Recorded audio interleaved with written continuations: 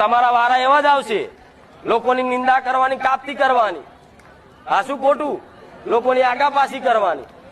તો અત્યારથી ભક્તિ કરી હોય ને, અત્યારથી બીજ રોપ્યો ને, તાર કદાચ મોટું ઝાડ થાય અને આગળ જતા ફળ હાલે.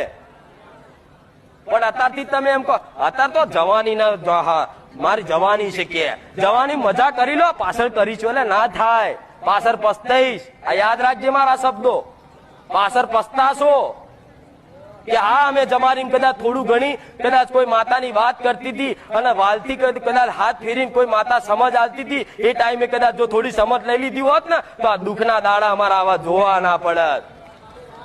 એ દાડો હું મેલડી યાદ આવીશ, વર્ષો પછી 20-20 વર્ષ પછી હું માતા યાદ આવીશ કે કોક માતા મળી હતી અને આવી સલાહ સૂચન આલી હતી, કદાચ એની વાત આજ મોની લીધી હોત ને તો આજ અમને સુખના સોયડા હોત.